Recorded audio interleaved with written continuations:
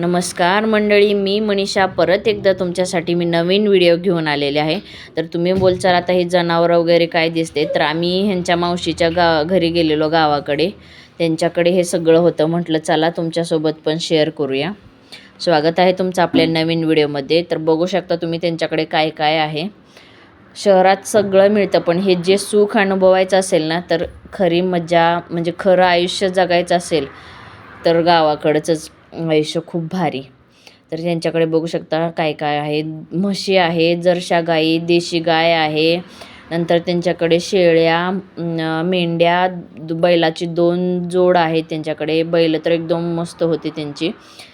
आणि नंतर त्या गायींची वासरं वगैरे. इथं देशी गाईचं कालवड आहे, पलीकडं खोंड आहे.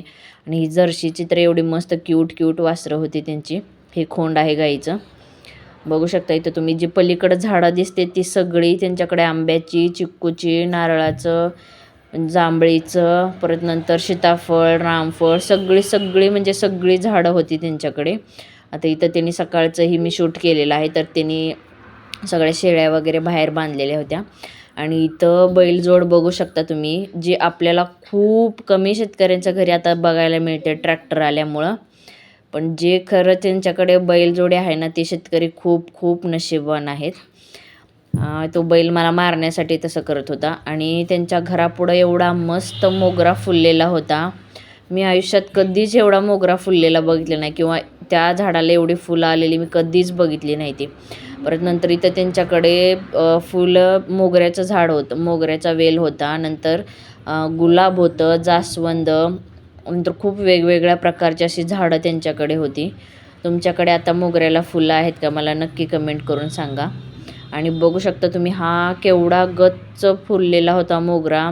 आपण असं बाहेर विकत घ्यायला गेलं तरी 10 रुपयाला, 20 रुपयाला आपल्याला एवढा छोटासा मोगऱ्याचा गजरा मिळतो. आणि इथं एवढा मस्त असा त्याचा वास, सुगंध सुटलेला. आणि रात्री पण ते शांत असं वातावरण होतं, तर पूर्ण घरात त्या मोगऱ्याचा दरवळ येत होता. असा एकदम छान, एकदम शांत झोप पण लागलेली मला तिथं. आणि इथं नंतर इथं हे दिसतंय ते आंब्याचं झाड आहे. आंब्याला पण बघू शकता तुम्ही किती आंबे लागलेले आहेत. इथं हे आमचं कार्टून झाडावरती चढलेलं होतं आंबे काढण्यासाठी. पण आंबे काही एवढे खाली नव्हते की तिच्या हाताला येतील, ते फक्त चढलेली वरती. म्हटलं चल तुझं पण थोडंसं शूट करून घेते. एक पण आंबा काय आमच्या हाताला आलेला नाही. इकडं जे साईडला दिसतंय ते चिक्कूचं झाड होतं, पण त्याला काय आता चिक्कू लागलेले नव्हते. आणि इथं बघू शकता कोंबड्या